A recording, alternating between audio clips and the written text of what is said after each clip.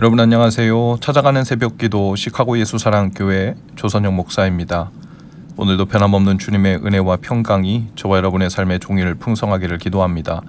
오늘 말씀은 사무엘하 12장 7절에서 15절까지 말씀입니다. 제가 읽어드리지요. 나단이 다윗에게 말하였다. 임금님이 바로 그 사람입니다.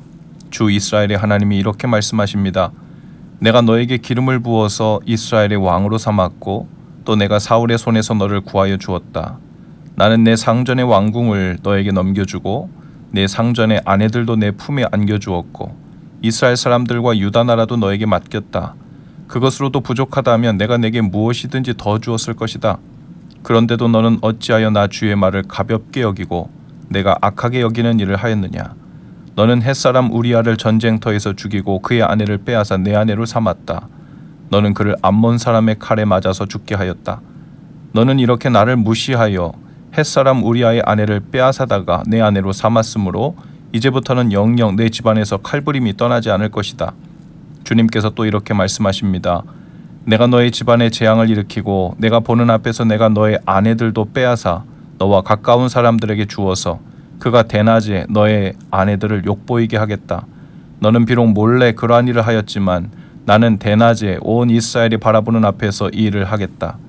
그때 다윗이 나단에게 자백하였다. 내가 주님께 죄를 지었습니다. 나단이 다윗에게 말하였다. 주님께서 임금님의 죄를 용서해 주실 것입니다. 그러므로 임금님은 죽지는 않으실 것입니다. 그러나 임금님은 이번 일로 주님의 원수들에게 우리를 비방할 빌미를 주셨으므로 밧세바와 임금님 사이에서 태어난 아들은 죽을 것입니다. 나단은 자기 집으로 돌아갔다. 아멘. 나단 선지자는 다윗에게 한 이야기를 들려주고 판결해달라고 합니다. 한 부자가 나그네를 대접하는데 자신의 양과 소떼는 그대로 두고 한 마리 암양을 자식처럼 생각하는 가난한 사람의 양을 빼앗아다가 대접했다고 했습니다. 다윗은 그 말을 듣자 노발대발하면서 그 부자는 당장에 죽어야 할 마땅한 죄를 지었다고 말합니다. 그리고 그 빼앗은 암양에 대한 보상으로 4배로 갚아야 한다고 판결을 하죠. 다윗의 판결이 나가기가 무섭게 나단 선지자는 다윗을 향해 말합니다. 당신이 바로 그 부자입니다. 나단 선지자는 다윗의 죄를 구체적으로 지적합니다.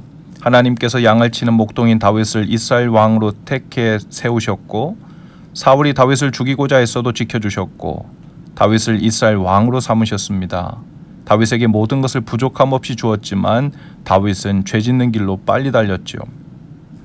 다윗이 저지른 모든 죄의 앞에는 동일한 수식어가 붙는데요. 9절에 보면 내가 어찌하여 나의 말을 가볍게 여기고 충신을 죽이고 그의 아내를 빼앗아 아내로 삼았느냐라고 하시죠. 또 10절에 보면 너는 어찌하여 내 말을 무시하여 이러이러한 죄를 저질렀느냐 하고 하십니다.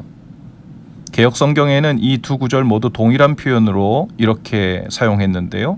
어찌하여 네가 나를 업신여기고 라고 했습니다. 다윗이 저지른 죄는 단순히 간음죄와 살인죄가 아니었어요.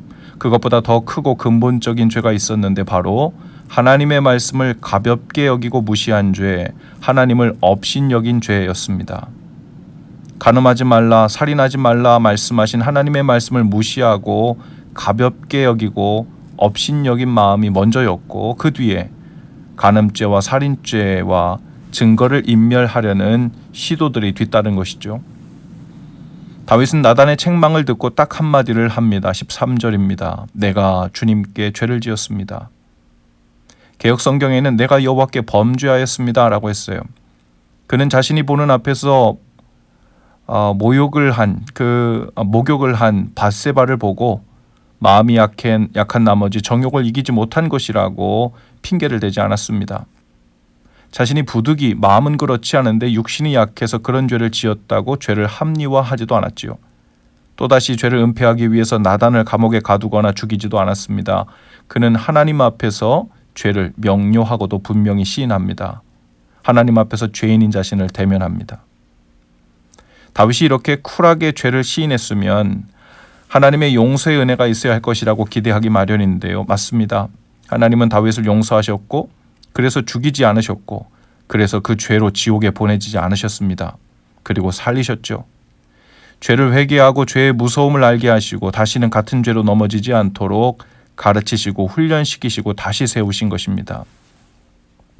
다윗은 나단의 이야기를 듣고 부자는 가난한 자에게 빼앗은 암양을 4배로 갚아줘야 한다고 판결했지요. 그 판결이 그대로 자신의 죄에 적용됩니다. 다윗이 칼로 우리아를 죽였으므로 칼이 다윗의 집을 영원토록 떠나지 않는 징계가 됩니다. 다윗이 남의 아내를 빼앗았으므로 하나님은 다윗의 모든 아내들 후궁까지도 백주대낮에 빼앗기는 일을 당하지요. 다윗은 은밀히 행했지만 하나님은 모든 사람들이 보는 앞에서 이러한 일을 행하시겠다고 하십니다. 뿐만 아닙니다. 하나님은 다윗의 죄를 만천하에 공개하셨지요. 다윗을 징벌하심으로 다윗이 다시는 죄를 짓지 못하게 하십니다. 다른 사람들이 다윗의 죄를 보고 모방하여 범죄하지 못하게 하셨지요. 다윗이 하나님께 죄를 시인하고 용서를 구했는데요. 하나님께서 너무하신 것 아닌가 싶을 수 있습니다. 이런 징계를 다 받고도 과연 죄 용서를 받은 것이라고 할 수 있는가 싶을 수 있죠. 하나님은 용서하신다고 하면서 뒤끝이 있어 보입니다. 아니, 뒤끝이 매우 강렬해 보입니다. 그러나 하나님은 이런 다윗을 사랑하셨고 죄를 용서하셨습니다. 다윗을 죽지 않게 하십니다. 그의 죄를 용서하시고 왕좌에서 끌어내리지 않으셨습니다. 탄핵하지 않으셨죠. 하나님께서는 이런 징계 후에 다윗의 죄는 용서하시고 기억도 하지 않으셨습니다. 다윗을 사랑하여 다윗을 거룩한 사람이 되도록 징계하신 것이죠. 이런 징계를 통해서 다윗에게 간음과 살인죄가 아니 하나님의 말씀을 업신여기고 무시한 죄, 즉 하나님의 말씀을 떠나 산 죄가 얼마나 큰지 얼마나 무서운 것인지 그리고 사람이 얼마나 취약한지를 여실히 보여주신 것입니다. 이로써 다윗이 하나님의 말씀을 경외하고 하나님을 사랑하는 사람으로 다시 태어나 훈련된 거죠. 오늘 우리가 다윗처럼 간음죄, 살인죄를 짓지는 않았을지 몰라도 우리 안에 생각나게 하시는 죄들이 있을 것입니다. 어쩌면 오랫동안 하나님과 사람들 앞에서 감추어오면서 어떻게든 그것을 무마시켜 보려고 의도적으로 주님을 너무 가까이 하지도 않고 적당한 거리를 유지해 왔을 수도 있습니다. 기도할 때마다 그 죄가 먼저 생각나서 가로막아 더 깊은 기도, 더 깊은 신앙생활에 가기가 부담스러웠을 수도 있지요. 나단 선지자의 선포와 같은 말씀을 부담스러워하면서 귀를 막으며 적당한 세상의 소음과 일상의 분주함으로 잘 안 들린 척 살고 있었을 수도 있습니다. 그러나 죄는 다윗처럼 해결해야 합니다. 주님, 제가 주님 앞에 범죄했습니다. 이런 죄 저런 죄를 지은 것에 앞서서 주님을 업신여겼습니다. 주님의 말씀을 가볍게 여겼습니다. 살아계신 주님의 존재를 무시했습니다. 그러면 주님께서 용서하실 것입니다. 그리고 이미 우리는 그 죄로 인한 여러 인생의 짓누름과 부담과 두려움의 무게를 감당해 오고 살았을 가능성이 크지요. 혹은 이미 그 죄의 결과로 인한 징계와 고통을 당하고 있을 수도 있습니다. 요한일서 1장 9절에 약속의 말씀이 있습니다. 만일 우리가 우리 죄를 자백하면 그는 미쁘시고 의로우사 우리 죄를 사하시며 우리를 모든 불의에서 깨끗하게 하실 것이요. 이사야 43장 25절의 말씀입니다. 나 곧 나는 나를 위하여 내 허물을 도말하는 자니 내 죄를 기억하지 아니하리라. 아멘.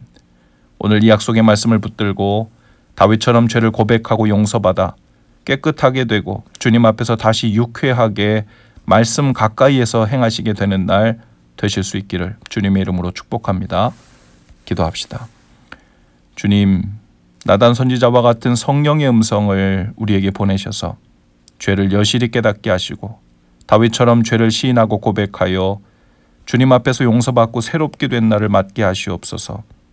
무엇보다 하나님을 업신여기는 죄, 말씀을 무시하고 가볍게 여기는 죄 가운데 빠져 살지 않도록 저희를 지키시고 보호해 주옵소서.